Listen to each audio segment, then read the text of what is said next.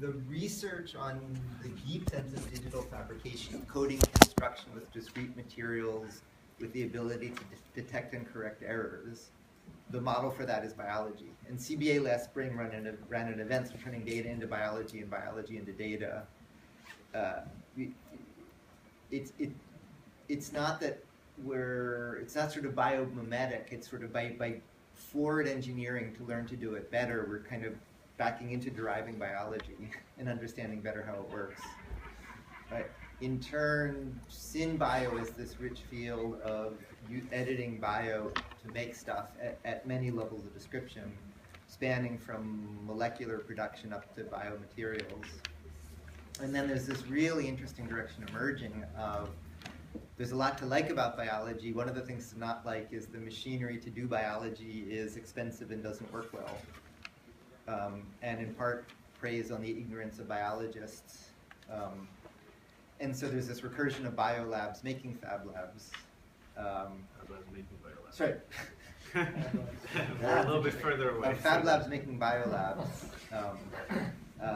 And in fact, part of the interest would then be to close that loop. And so we have research collaborations around that. And in the Fab Academy, George Church is going to be starting a second class with a number of people involved on how to, colloquially called How to Grow Almost Anything.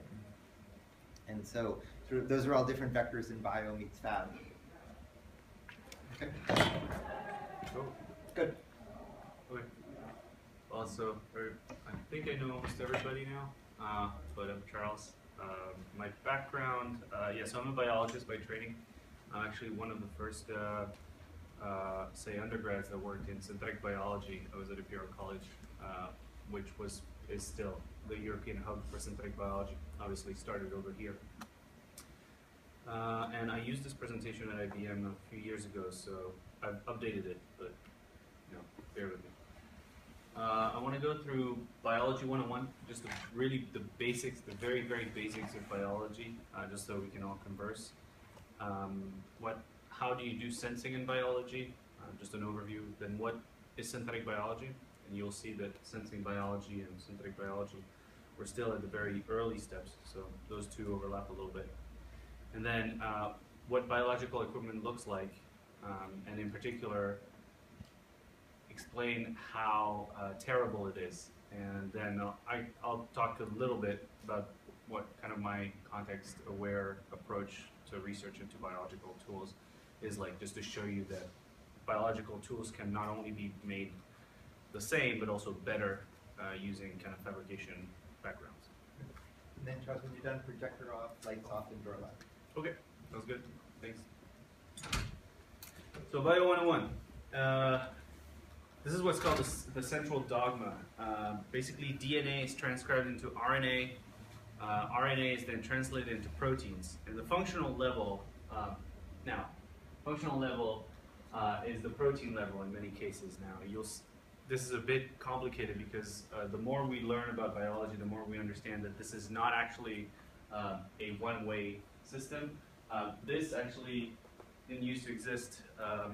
So we're starting to learn that there are actually ways in and out of the system. So it's not a static model, and by any means, don't take this as they call it a dogma because that's what it's called, but it's a very, very dynamic picture. So I actually go back and you'll find new technologies that allow you to edit DNA using an mRNA query and things like that. But effectively, if you want an analogy, DNA is kind of an instruction storage. Think of it as your hard drive with instructions. mRNA is more like kind of the OS level. And then think of the protein as the instructions themselves, if we're looking at a computer analogy.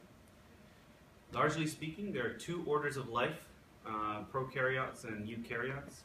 Prokaryotes are basically cells that are a bag, that don't have a nucleus. So, for example, a typical prokaryotic cell has DNA that functions like supercoiled, just coiled on itself, all around the cell. Bacteria are in this order in most cases. So there are types of life that kind of fit in between, that we're not really sure where they sit. And again, this is another one of those models where we used to think there were 3, and now there's only 2, and complicated. Eukaryotes are cells like human cells that have actually a nucleus. So all the DNA resides inside of the nucleus of the cell. And so this is kind of an envelope, and we would like to think it's much neater, but as I'll explain in a minute, this is actually, in both cases, it's just this ginormous bag of messy, chaotic, stochastic systems that just bump into each other all the time. So these are severely simplified. Yeast is actually a eukaryotic system. It's actually one of the most important eukaryotic model organisms that we know a lot about. Oh yeah, that's right. I thought this was not rendering. So this is, for example, this is a number of pathways and genes that exist in a single bacterial cell. So I just wanted to say that biology is complex. We're just starting to understand a little bit how it's working, and we're literally at the starting blocks for a lot of understanding of biology. This turns into, sorry, this deck is like 3 years old. This is part of a metabolic pathway, so part of a metabolic circuit inside of a cell. And so this is actually a very, very small part of it.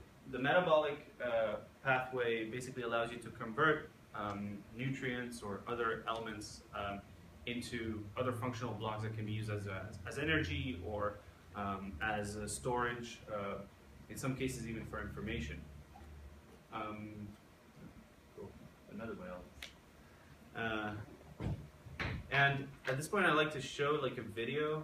Let's see if this is going to work. Just to give you a quick idea of how complex these things can be. This is from Harvard.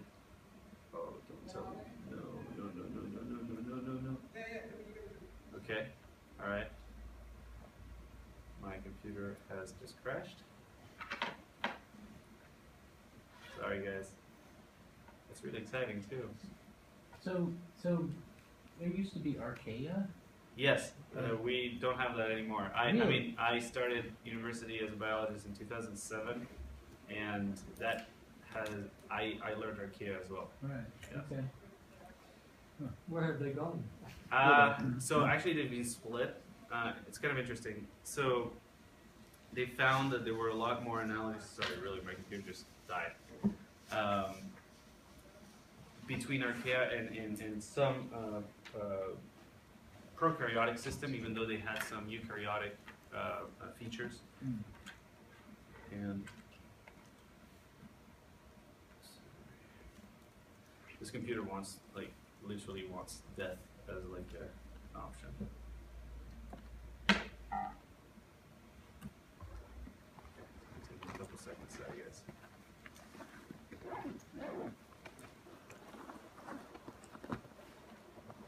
I'll take any questions in the meantime while I reload this. The video is loaded. Presentation there. All right. So is RNA getting more and more complicated, or is in our understanding? So RNAs are really interesting. So I've always understood RNA as so RNA is becoming more and more kind of a focus of interest in the sense that as I was saying earlier in the bidirectional dogma, or becoming more and more bidirectional. And there are things that Nobel Prize that were actually fairly recent, discoveries that were fairly recent, but how RNA can actually guide the editing of the data storage as well. And so there's instances where RNA can guide like destruction of DNA sequences.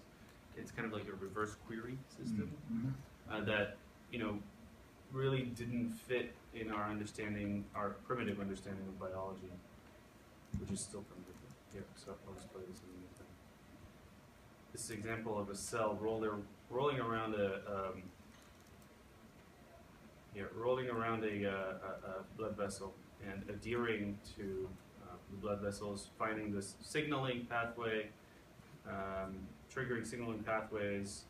And what I want to show you is the internal structure. Now, this is actually overtly simplified. We're still not inside. Now we're inside of the cell. this is overtly simplified. This is, I mean, you have to think of a cell as just full of stuff all the time. Obviously, if you want to show something, you gotta simplify it. And this is probably the best visualization I know of the internal workings of a cell. Let's see, so structure of the cell, how do you maintain kind of shape? There's been work at the V's, actually, on kind of tensegrity and how the way structure of cells are used even as a way to signal information across pathways. Dynamically binding and unbinding these microtubules here that actually zip. These are monomeric proteins that actually fit to each other very well and zip and unzip very dynamically. They provide, again, structure. This is the unzipping part, I guess. And this is actually a protein that it actually works like this. It's a walker that pulls a bag of proteins, fatty, this is fat, the blue stuff is fat, from the centrosome, which is the part where all these microtubules actually split out of the cell. And so these things are actually going on. This is messenger RNA going out of the nucleus and getting translated into protein. Yes. Anyway, I mean, this is, we can go on and on. This is a beautiful video. I recommend you look up their website. This is mitochondria. Is it narrated in the? I believe so. And so, and I think they have a series of videos. Unfortunately, these are already since like 10 years ago, I think. Actually, we haven't. Let's see where. But it gives you an idea of really how complex biology is on the inside. And as I said, this is a dramatically simplified picture. Not only because that's what we know. Oh, come on.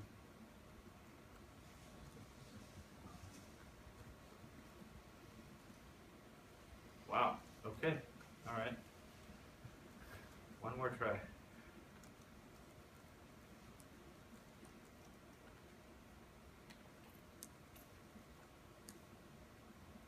Okay, blah, blah, blah, blah, blah. You went through this. Okay. So yeah, so biology is complex, and people like Dima, who are doing a PhD in the field, and basically everybody else around this area who is in the biology field will attest to the fact that you can actually spend, the better part of a decade trying to figure out the interaction of one protein with the rest of the system. Just we don't know that much yet. So I just wanted to touch on sensing biology. How do we get data? Effectively, as I said, this bag of stuff that has predetermined actions, that is able to look for food, that is able to reproduce, uses that through its metabolic pathways. But what we do is, one key important part that we have in biological technologies today is kind of what are called reporters. Think of them as a way to get information out. Now it's fairly binary information. We don't have very high data density or data communication density out of these cells when you engineer them. On the left you have GFP. And these are examples of, for example, GFP, the green fluorescent protein, and red fluorescent protein expressed in cells. I did this for fun, and made it into an ink that you could then draw and write with. So these are actually a little bit old. But effectively, what you have is that you're able to modify the system with your piece of DNA and able to get information out at a very, very low baud rate if you want the equivalent, right? So we're not talking 9600, we're talking more like a few bits over a few hours, right? At least optically. There are better ways to do this, but still we're within those rates at the moment.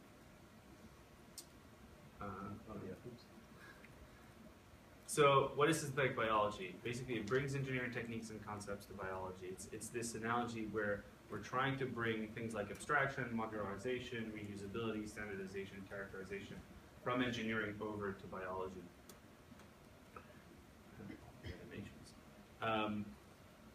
It was kind of born actually out of here, out of MIT, with notably people like Tom Knight, who is a research scientist at MIT at CSAIL, who has both a PhD in bio and computer science. And so a lot of this actually started with an analogy with computer science, which is not perfect, but to give you an idea, you've got these cells and hierarchically these pathways, biochemical reactions, proteins, genes. The idea is to try and abstract these different layers at which life operates, to be able to modify them, and then give you modules that we can then interchange and share. So an example, it allows very basic, simple logic. So obviously this was built for computer scientists, but what you see here is a representation of an if-then gate. If, which is the red part over there, that's the notation for what's called a promoter. A promoter is a sequence of DNA that is able to be to promote, let's say, the transcription and the translation of a particular gene downstream. The RBS, think of that as the purple bit is just an adapter. Think of it as an adapter. And then the green is your then. So you can actually modify the if clause by modifying the promoter. And you can modify whatever comes out of it, your result, by modifying the gene that's downstream. This is a simple example that you can do. Have any questions on that specific thing? Or we move on? I'm not sure I understand what's happening. So is there? Yeah. What's exactly? Sorry. So this is to represent the plasmid, which is a circular piece of DNA that you would insert inside of a bacteria, for example, and you would insert it. Obviously, this is a representation, right? But this is DNA, and the red bit is actually a piece of DNA that is able to be. Some of them are conditional. So, for example, if there is a certain amount of sugar in the environment, these proteins will sense the level of sugar inside of the environment, come to the promoter, and then actually promote the activation of downstream. This is why it's acting kind of like an if-then gate, because some of them are kind of conditional. That you're able to do conditional expression. Some of them are just always on. Some of them are not always on. Some of them are on but not very much. Some of them are on full tilt. So the DNA, in some senses, is this loop. Is the loop that's constantly sort of running when you change like when you say there's sugar is up? So no. So the DNA itself is actually not. So we're getting into the details, but the DNA itself is actually not able to do this sensing. The sensing is done as if you remember the dogma, the functional level, the protein level most of the time. There are some exceptions, but and then these proteins will kind of relay that state that is in the environment, and in this case the environment is the intracellular environment inside of the cell, right? And then activate the genes downstream, or repress them. I mean, you can go either way. So if you're thinking of sensing something that's outside of the cell, right, you've got to think of this as like envelopes. So if let's say there's another cell that is trying to send me a signal of some sort, or there is sugar in the distance, right? That is outside of the cell. So there needs to be sensors on the outside of the cell that then relay the information into the inside of the cell, right? Because you're crossing that barrier. And then, depending on if it's a eukaryote or a prokaryote, in some cases you even need to go through another boundary, right? If you have a nucleus. If you don't, part of it is stochastic and random, just the ability. Some of them are a bit more direct, although all life is stochastic, effectively, as we know it right now. And so what you would do is then this secondary messenger, right, would then go and activate your particular sequence of DNA, and they recognize each other. I should say the protein recognizes the sequence. Yep. Can you go into more detail about the activation, the mechanics of the is it like, you know, if you just, want, but that's like a well, I'm 5-hour just lecture curious, itself. is it just more like, you know, chemistry driven, like, you know, let's say you have high levels of sugar, then it changes the morphology of that particular protein and that naturally changes? Sure. I mean, Yeah. there are a lot of different ways that this happens. It depends, obviously, on what proteins are involved. It depends on what particular molecule you're sensing. I try to keep it high level because otherwise, sorry. Try to keep it high level because otherwise we can get into details. But you have to, there are a couple of other things that are happening, and I'll go into that much detail. DNA is a double helix. And as I mentioned earlier, you remember that prokaryote? It had all the DNA just looped all the way around. Right. So even just the geometric configuration of that DNA changes the access, the accessibility, right? So in a what's called supercoiled DNA, right? In the inside, on the middle part, is probably a lot less accessible than the edge part. And so we know that there are mechanisms that exist that promote the expression of specific parts of the DNA just by unlooping it and making it kind of more accessible to the outside, right? So you can imagine why, you can understand why we don't understand very much about biology. It is a very highly dimensional system. So in order to understand that, you would have to understand, you know, the physics of the DNA itself, how crowded the cell really is on the inside in terms of proteins, right? Because if the DNA is really packed or if it's pretty loose, just the thermal constants, and we just, those things are just, right now we're just in many cases we're just shooting in the dark, or we have very, very, very large ranges in terms of quantitative ranges to understand these phenomena. And so in terms of biophysics, for example, you know, we're making progress, obviously, but we're still very, very far from what we're able to do in the natural world, in the macroscopic world. And again, obviously, all of that is if you want to see it as a wrench and a spanner in the works, so to speak. But there are many ways that these proteins interact. Sometimes they interact with multiple proteins together, so you need to recruit them, recruit multiple proteins in order to get activation. In some cases, well, in most of those cases, these actually happen on a scale of like picoseconds, right? So it's pretty hard to actually even just get a glance at that. So you need an ultra-fast laser, which we have one downstairs, but it's a pretty hard setup because then you need to cool everything down, which is no longer physiological conditions, right? So there are phenomena like, for example, sensing, smelling nose that are still very poorly understood. For those reasons, biology is doing tricks at femtoseconds or picosecond scales that fundamentally we just do not have the tools as humans right now to understand. On the overwhelmingly positive note. There are things, however, that we can do, and this is why synthetic biology is exciting. The underlying principle of synthetic biology is kind of learning by doing, right? It's the kind of the engineering. If I don't understand it if I can't build it, right? If I can build it, conversely, if I can build it, I can understand it, is how the idiom goes, but I can start to understand it. I can start to tease out its particular interactions. So one of the things that people did at iGEM, up there, is start a library of parts. And so the idea is that if you've got these if-then conditions, you know, you want a library of parts, i.e., you know, the promoter, the RBS, the protein itself, mutants of that protein that behave differently. You want really a registry of parts that is centralized. And actually, this is in Tech Square, and they have a lot of freezers with a lot of different parts that people put together. And this is a competition that happens every year.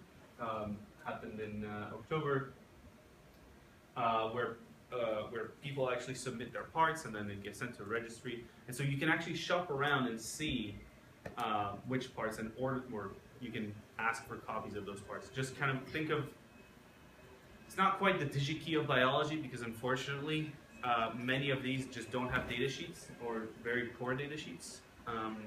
But that's what we're trying, that's what they're trying to achieve. And I wanted to show a canonical example of something you can do. So this is effectively using a light receptor and histidine kinase, so kind of a secondary pathway, messenger pathway, to activate the production of a pigment, or to activate the clearing of a pigment. So what you see here are actually large plates with a lot of bacteria inside, and then they're just shining, illuminating using a specific wavelength of light. I think it was 634 nanometers, but whatever. You know, you have receptors for all sorts of wavelengths. Over 12 hours, and then these cells would stop. I don't know if this version stopped moving, but there are versions now out there in the registry where you can actually tell the cell to stop moving and produce a protein, let's say a plastic, or start degrading plastic, or do something like that, or in this case just create a pigment. And so this is actually like kind of biological photography in a sense, or something. So, and this is something that excites a lot of kids, and I mean me included in the past. I did iGEM in 2009, and you know, these are kind of examples that really galvanize a whole group. And now I think the jamboree is so big they have to rent the iGEM jamboree every year is so big they have to rent the convention center. So you know, it's exciting because it trains a lot of future astronauts, or you know, biological astronauts, I guess. So that's a really quick overview of what it is. There's a lot more exciting tools that you may have heard of, and we can talk about it more, like CRISPR and things like that, outside. I think I just wanted to do an introduction. Is that, you guys have any questions, or move on? Okay. So one thing that Neil wanted me to talk about was biological equipment. This is kind of a personal crusade of mine. Personal crusade of mine. Wow, that's a very beautiful sentence. Where biological equipment is very expensive and very difficult to operate in. But just we're in the dark ages. As I said earlier, you know, we're dealing with machines that have amazing properties that touch and go within picoseconds, carry information back and forth, modify you know, the state of a storage device, say DNA. Are able to share information across organisms, evolve, are never static, and we're stuck with equipment that is basically, you know, hasn't changed much over the past 100 years. So I want to show an example of downstairs. I also want to show biology is dirty. So this is a wet lab. So you see here, there's a pipette down here. I'll explain a little bit more.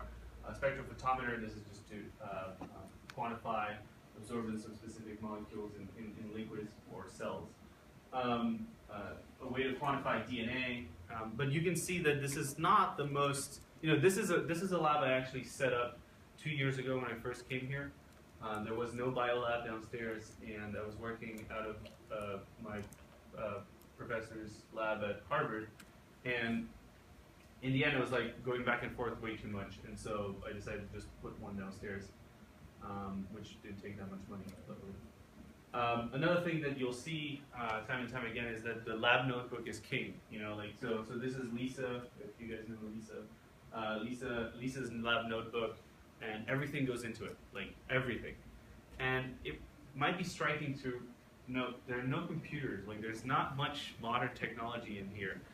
Some of it is used to run these machines, but I wouldn't call it modern, right? I mean, look at that computer. And well, you're often stuck with those computers. So that's just a basic overview. Obviously, the workhorse tool is the pipette. This is used to move liquids around. Some of us who've pipetted a lot, although I'm sure, I don't know actually if you pipette that much. Oh, yeah, so you know, there's something known as the pipetting muscle, that when you pipette a lot, people pride themselves in how reproducible these things are. But in reality, these are just manual liquid handlers. And so you have the single channel, which is the basic one. You'll have usually 4 of those for 4 different ranges of volumes, from 0.2 microliters to 1,000 microliters or a milliliter. And then you'll have the slightly more specialized ones, either because they're like 8 channels, this one has 8 channels, 12 channels, some that vary in depth. Now, let's see if you can guess how much one of these is. Just one of these. They're like $500 or something. 500? 270. 270? Okay, the crappy ones are 250. That's what I buy. Yeah. The really good ones, I have spent $700 in the past for a pipette, a single pipette. Okay, granted it was a little bit special, but still $700. And all it is, it's injection molded plastic, and there are about 2 precision parts in there. 2, right? It's the piston and the gasket where you're moving. So low hanging fruit. I actually, we're looking at that very specifically in the lab. We're building pipettes that are context aware, that are able to have a lot more measurements to them. This, all it does is you dial the volume, and then you push a piston down, you suck it up, and then you move it, you push it down, and then, you know, that's basically all it does. And yet that is the unit for everything in research biology. Do you think they're actually just making a ton of profit, or do you think it's just that they're not making huge numbers of them? So, do you think they're well? It's a very lucrative industry. Let me put it this way. So we just patented actually a number of different new pipette designs. And by the way, that should not go to the public. But yeah, I suspect they're not going to be happy when they're going to see what we have, because it hasn't changed for 30 years. There's no real incentive to change right now. Anyway, there's many reasons. We'll get to it towards the end of the presentation. But yes, they're making a lot of money, and it's not that they're making few of them. They're making a lot of them. I mean, it's an industry, yeah, and then they make money off of it. In terms of cost, I've been trying to estimate how much it costs them to make a pipette. As Neil was saying, it's partly preying on the ignorance. I think it's not just that. It's also taking advantage of the fact that a lot of biology, as I said, you know, it's very complex. It's a black box, right? So when it's a black box and you're a human trying to understand this crazy black box, you get very mystical about everything you do. And so there are people who have favorite brands for no particular reason. Like I've done interviews with people where I was trying to understand why they chose this or that. It's like, oh, just because, you know, I feel better with those. Or like, you know, so you don't share you share your pipettes, but in many cases people don't like it. Anyway, so this is one of the tools, actually one of the main tools. Another one is a centrifuge. Let's play the pricing game. How much do you think? These are small little bench ones, so you can fit about 12 tubes in these. How much roughly do you think this is? This is another one. I think this one has a chiller inside, so I'm gonna take that into account. This is a centrifuge, right? It just 802,000. Okay, 802,000. Any other guesses? Okay, so this is about $600, and these are more like between 4,000 and 6,000. Yeah. Anyway, so if you guys can make a centrifuge on the cheap, you know, and there are a lot of caveats when I say this. I just want to show that we're in the dark ages. We need clever people who know the problem, who know how to. You joke. There are people who have made Dremel centrifuges, and you know, when you don't have equipment, you do with stuff. But again, yeah, this is fundamentally the reason why for example, a lot of labs around the world can't afford to have the exact same equipment that we have here or things like that. So reproducibility also goes out of the window, right? See, gel box. So this is a gel box example. I'm not going to pass it around because it's nice and dirty. But this is actually, oops, sorry. This is actually exactly the same model. How is that possible? So yeah, so let's play the guessing game. How much do you think this piece of acrylic, bear in mind it's thick acrylic, and it has 2 platinum wires so that you can do gel electrophoresis, and you can run DNA across a gel. How much do you think this is? $100. How much? $100. $100. 700. The wiring It's is more like 600. Yeah. I'm trying to make it more exciting when we find out. Yeah. Anyway, We've all been guessing that. I know. It's anyway, it's about 600, 700 bucks. So Lisa, who dropped this one off, you may have seen her earlier a little bit. She made one. Yeah, right. What did she do? She just laser cut acrylic, just nicely fitted. Made sure there were no leaks, because that's quite important. And then just put little platinum wires and ran them and put 2 connections and run current through it. And lo and behold, it works. Oh, I forgot. $600 just the acrylic. You need a power supply. That's another 800 bucks. Well, I mean, you kind of do need the fancy. Interconnect? Well, the interconnects are what keep you from electrocuting yourself. Yeah. The interconnect is just more acrylic and a banana plug. Yeah. Oh. So yes, we I'm need just the saying, fancy interconnect. Fancy banana. It's insulated. I mean, you're working in a biolab. You don't want 100 volts. I mean, there's a reason those things can be dangerous. Sure. I still don't think it should be 600 bucks. No, I agree there. I just don't think you should be like wrapping a copper wire around it as a. Well, I don't know. yeah. No, you shouldn't do that. Obviously, I'm not condoning that. Unless you have to. But on this a gel imager, another thing, we just bought one last year. It was $10,000, and it's basically a box with a transilluminator. So you have an illuminator underneath, illuminator at the top, a nice little camera at the top. Obviously, the most expensive thing is the camera, right? Because you're looking at specific wavelengths. You need a nice uniform response, et cetera, et cetera. But you get it. You get it. You could make this in very short order.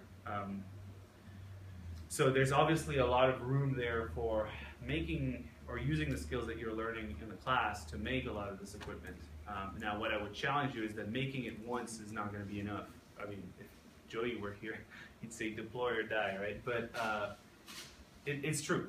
You're not. What we really need is people to compete at the kind of numbers that these guys are competing. Otherwise, we can make one that's awesome, and it was one of the founders of the DIY bio community when we started the do-it-yourself biology lab here in Somerville in 2009, 2010.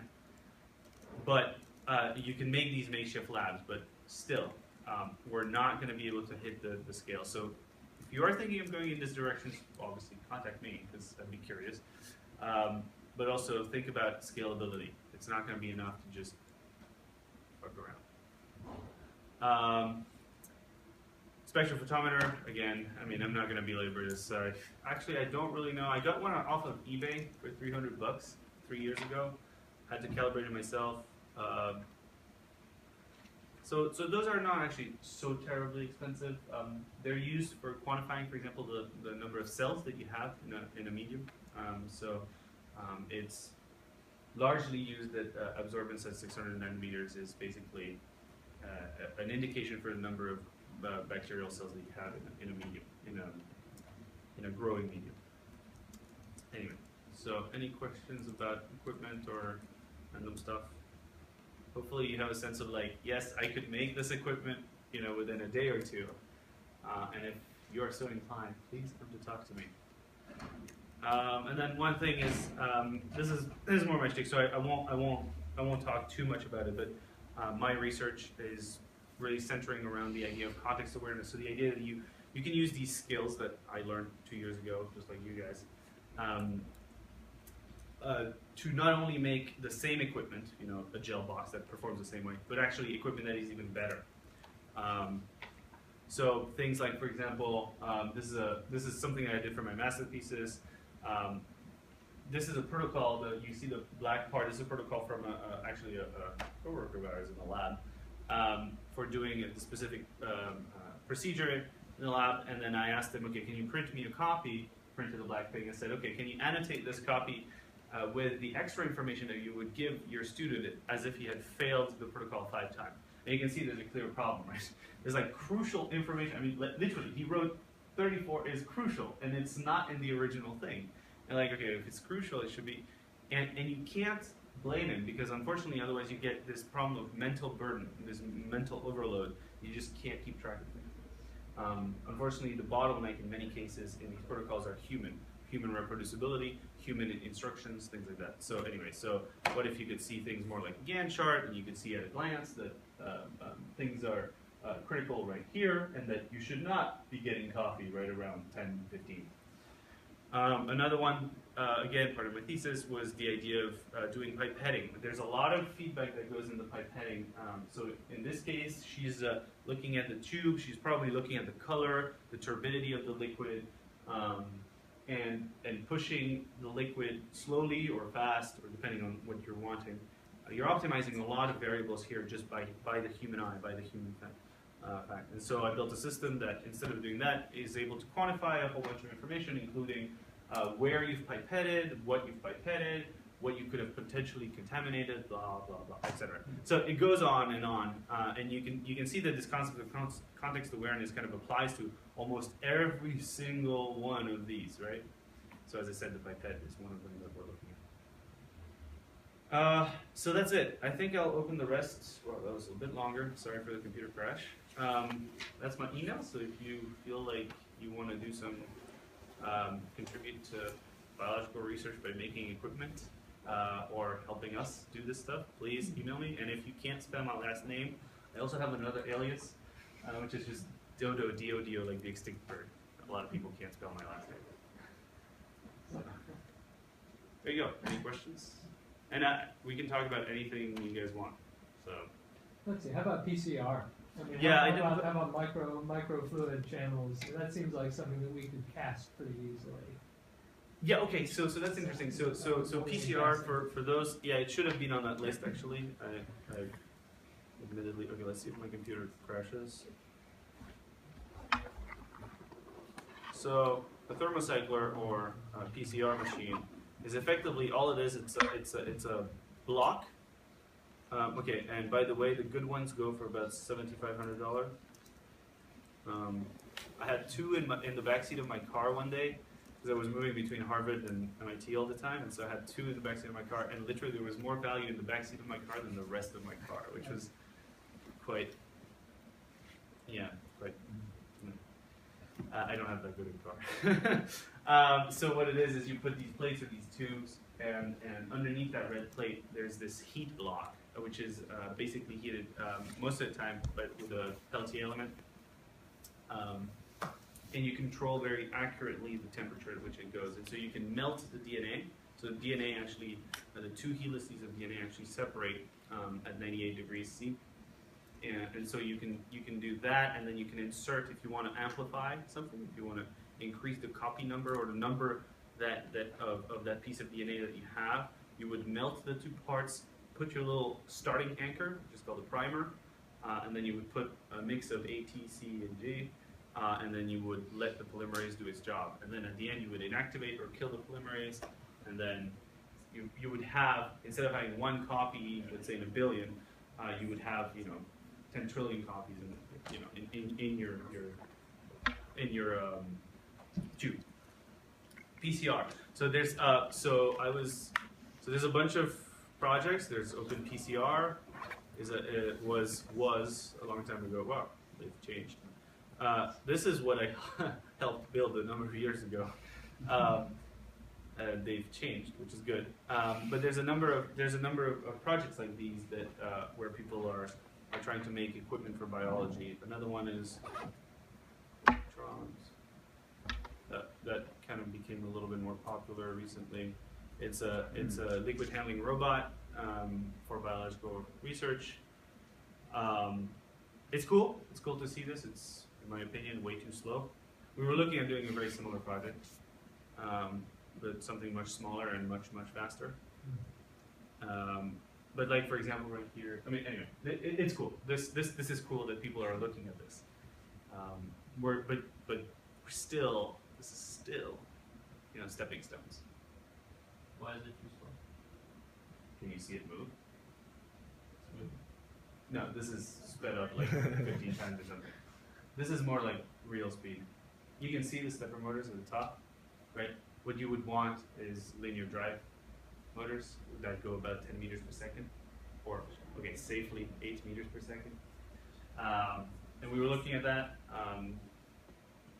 Then there were economics problems, and actually there was a much simpler problem. Biologists just didn't want it.